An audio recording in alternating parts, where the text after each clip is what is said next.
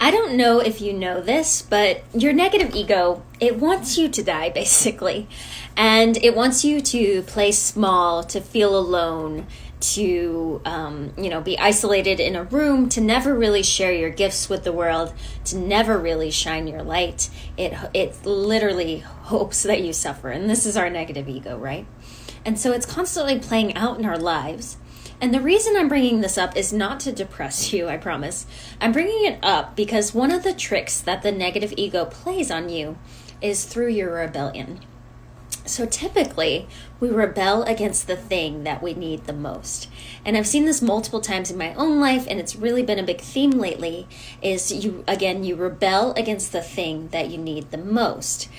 For my own life, example is, I met what would turn out to be a great spiritual mentor for me. I met him, and when I met him, I immediately went into rebellion. I didn't want to go to his classes. I didn't want to hang out with him. I didn't want to know anything else about him. And it literally took a friend dragging me to his class in order to move forward in the way that I needed to, because I was rebelling so hard against that thing that I needed the most. Maybe this shows up for you in your own life, with my clients before a healing.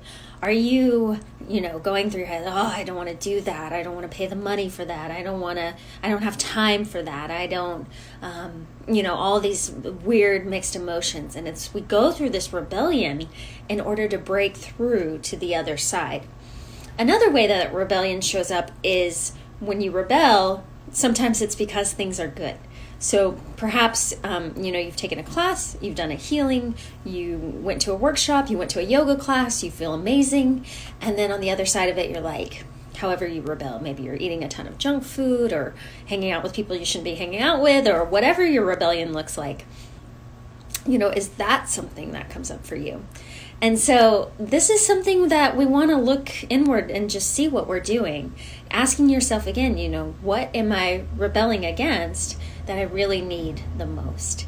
And if you do this, you can start to really know yourself. And if you really know yourself, then you can really make choices that actually serve your life. So now when the rebellion pops up, right, sometimes it's uncomfortable and sometimes I laugh at it because I can see it and I do the thing I need to do anyway.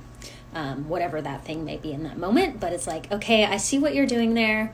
You want to rebel, you're feeling great and you want to take yourself out. But perhaps, maybe just lean into the uncomfortable of feeling great. Or, I don't want to go do this thing, but I know that it's going to help me, so I'm going to push myself to get there. That type of thing. So comment below, let me know, how do you rebel and what do you do to counteract that rebellion? And your next step is going to be just to reach out to me. So your next step, just let me know how you're rebelling and how I might be able to help. I would love to chat further.